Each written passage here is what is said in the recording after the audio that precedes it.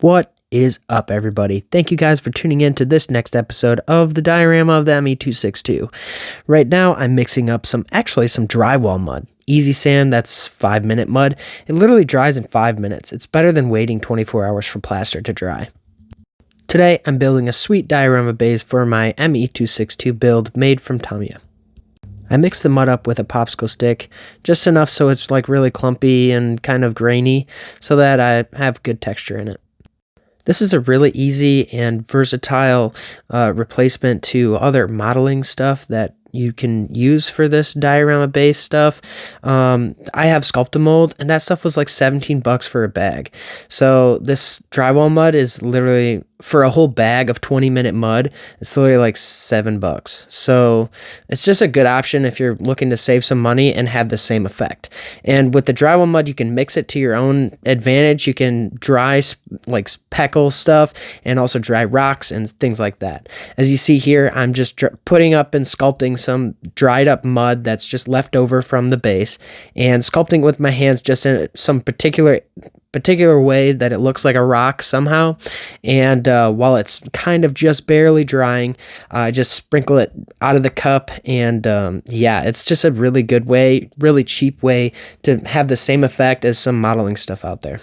So what I do with the mud actually is I take the chunks and chips in the bottom of the cup and I just sprinkle them all over those rocks just to give it some extra texture. And since it's mud, it sticks to itself. So next, I'm putting on some of the vehicles to make sure that it's the right size, first of all.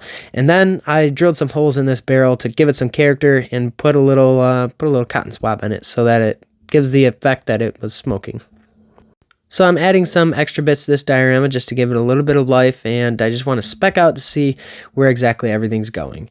Now with mud, you can just pre-wet it and smooth it out with your hand if you want it to be smoother. The texture that I left with the popsicle stick was really rough, so I took my hand with some gloves on, and you don't really need gloves, but I mean, I guess for safety purposes, if you want to be safe about it, you can use some gloves. I use this stuff on a daily basis, and you know, it can dry out your hands a lot, so use some gloves. It just helps out. Next, I stipple it with a brush just to give it a little bit of extra texture instead of that random just smooth texture with my fingers. Next, I mix up a little bit more mud and I elevate the corners of the diorama just to break it up a little bit, break up the appearance of it being so flat.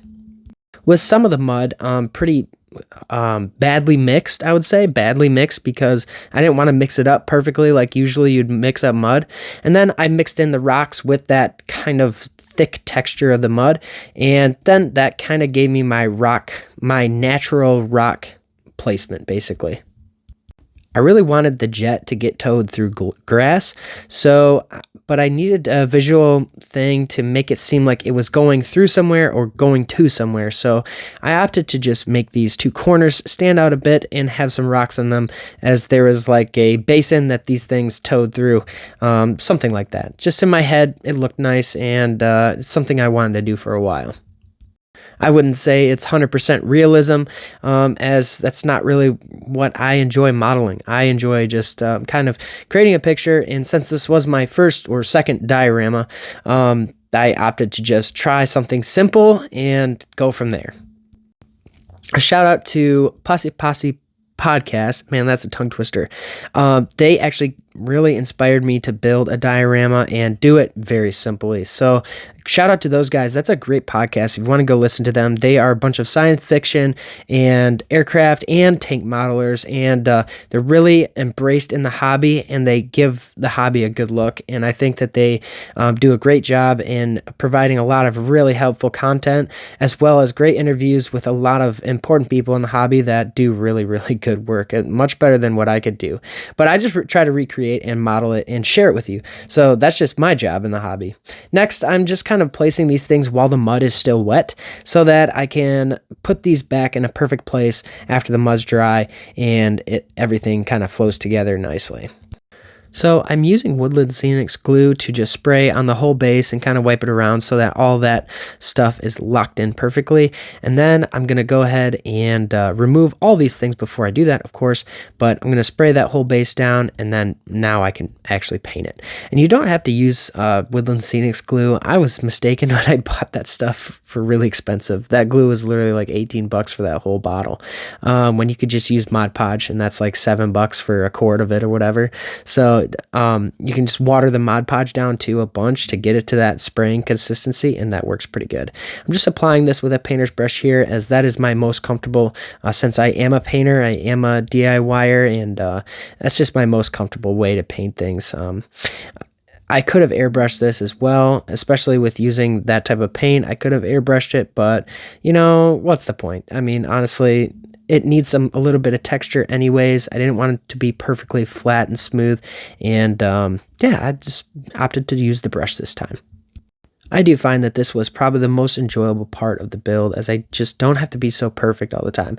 With 1/48 scale aircraft, I'm always scared that, you know, something's going to be a miss, and then I'll get a comment or something like that. And for this, I honestly finally was a little bit creative, and that was really nice. It was a nice change to be creative and not to be such an out-of-the-box builder.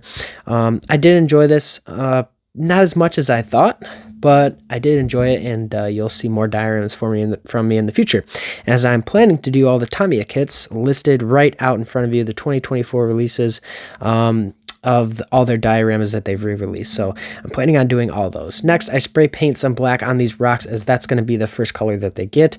I'm going to put these things through the ringer, as in a whole bunch of weathering and stuff effects. So the first thing was to just paint them black as a shadow effect, and then paint the actual rocks a gray color with my airbrush. Each rock kind of got a different effect, and that's kind of what I was aiming for, as I didn't want each rock to just be the same gray color.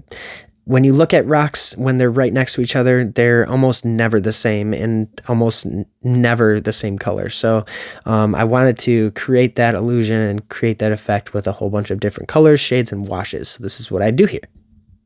So I barely even thinned this paint down at all. I wanted it to be splotchy, and I didn't really care about how evenly this coated was. So I didn't thin this out literally at all. And next, I can do some shading with a lighter color on top of the rocks there. Next, I'm going to actually pick out some rocks and do some kind of color modulations on the rocks themselves, so they stand out a bit more as being a lot more dynamic, as those first two coats of paint are a little bit too much the same throughout. So I wanted to just pick out a few rocks, paint them a different color basically.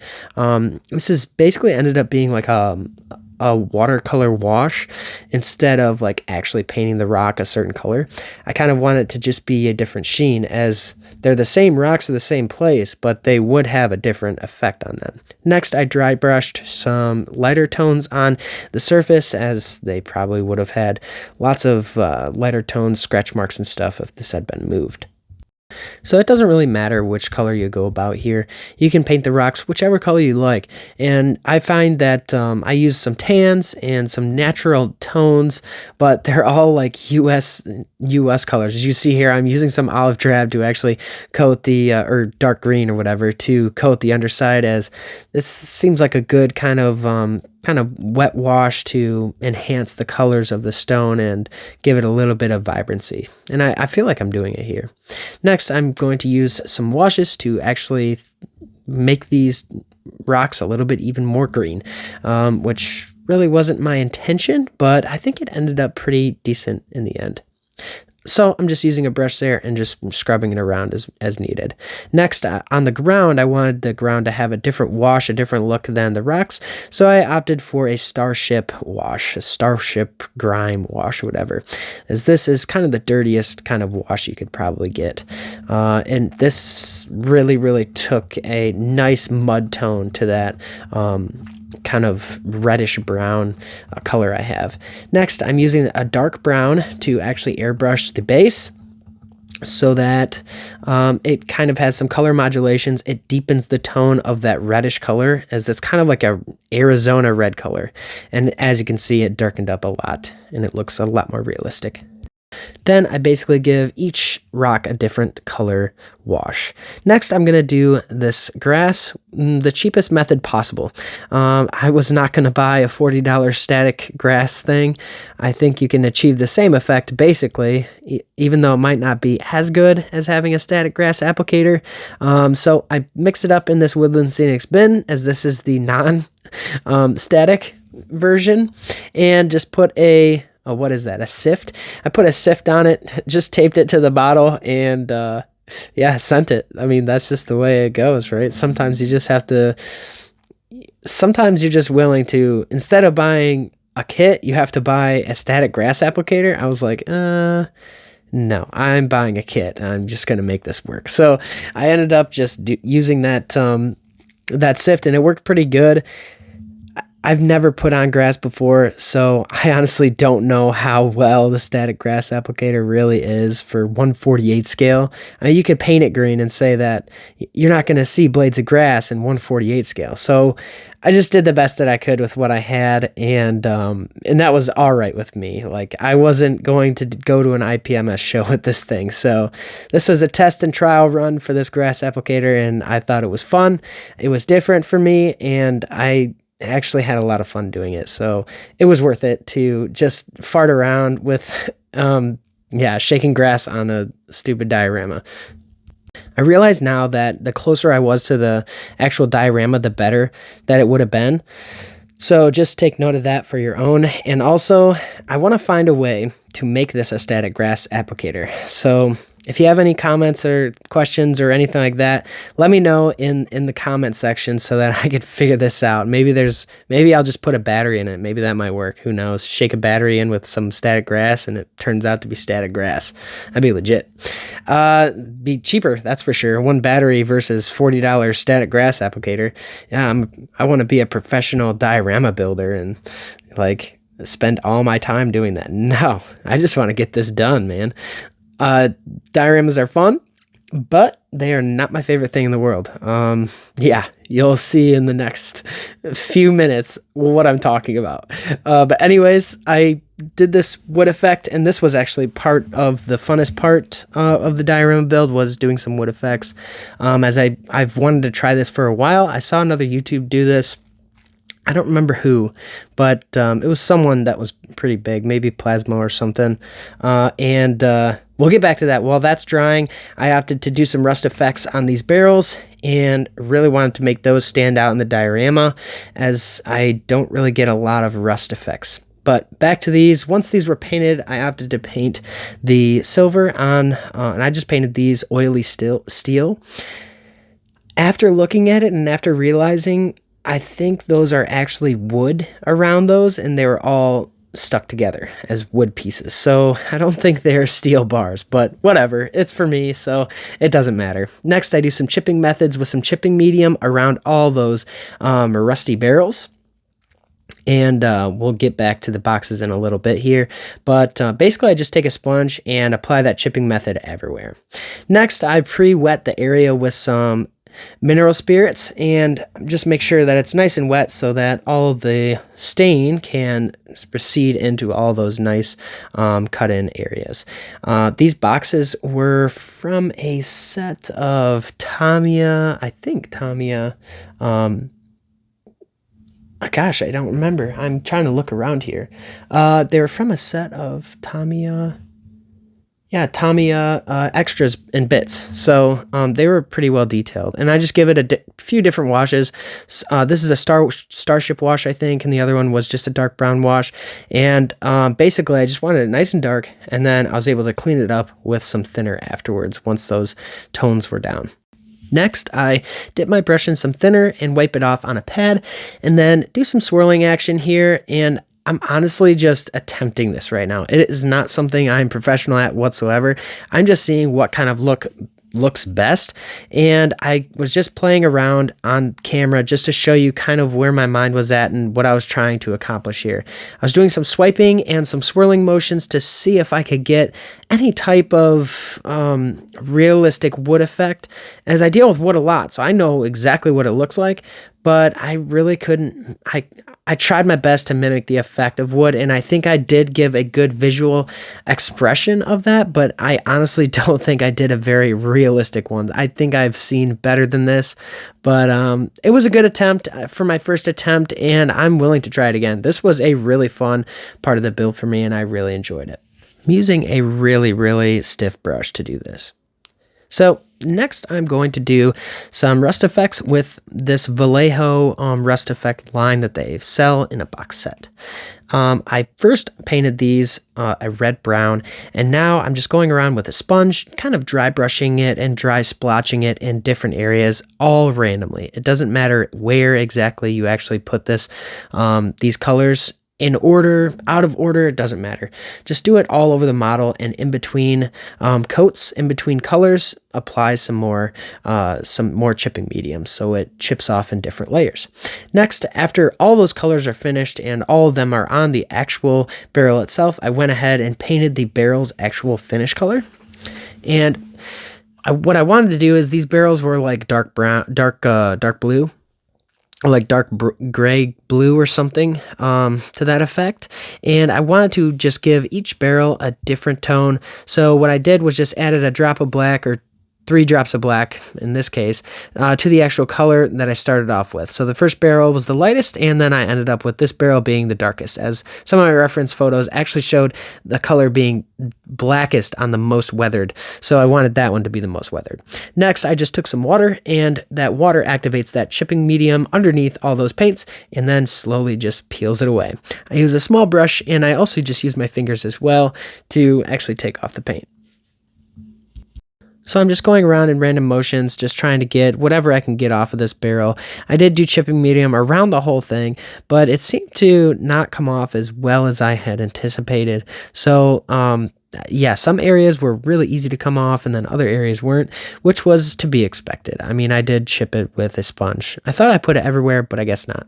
So anyways, I just try to kind of mimic what I saw in reference photos, and I think I came pretty close to the ones that were more weathered. The ones that were less weathered and I was trying to kind of go for didn't really turn out to be that close, but I really like this chipping method, and I find it to be really good on aircraft. Next, I just had to go with trying to get this stuff off with a toothpick and do some streaking effects with it. To no avail. The toothpick turned to the dark side on me and ended up scraping a whole bunch of paint off these things, which really ticked me off. I have very few patience for things like this, and it did test my patience here. So big chunk of paint came off of that one. So next I was really mad, and I was just ready to get these things done. So I just slathered this black one in a whole bunch of water and just tried to get as much off with my brush as I could, but there wasn't enough pressure. So what I did was just rub my fingers on it and stroke the barrel as much as I could to get all those rust effects off. I also, before I painted this, I kind of like burnt it with my heat gun and squeezed it with my fingers and stuff and really melted that plastic. So it was a very, very bent and burnt up barrel. This is something that I actually mimicked from a construction site that I worked at as a kid. When I was 20, or actually when I was 19, I worked on a construction site. We had a barrel exactly like that one. Dinged, burnt, bent, and there was holes in the bottom of it so that air could flow through it, and actually that is what fuels the fire. You can't just burn a barrel in... I actually saw this on a diorama once. They didn't put any holes in the bottom. Well, guess what? It has to be a gas fire in order for that thing to keep flame. And so I just poked holes in the barrel. That's realistic to me, so made it seem like there was actually a fire pit there. Anyways, I'm able to now set everything in motion for this diorama, and everything came out to be pretty good, pretty well as expected. I was hoping the wood to be a little bit more realistic, and also those barrels, the streaking effects that I did weren't even worthy to put on film. I tried some streaking effects, but to no avail. I ended up just washing them out, and honestly, I haven't had much luck with those. But I want to thank everyone for watching and listening to me blabber on about... a really simple build. I honestly just out of the box, ME262, just cranking it out, and and a really simple diorama base, I think that it was a good start for my diorama future. And I honestly had a good time doing it. And it was fun for me to do this little project. I don't know where I have room for it, but I want to thank everybody for subscribing and just watching my channel. That's honestly the biggest support you could give me. And I hope that you continue watching. And I just want to say thanks again. So let's get back to building.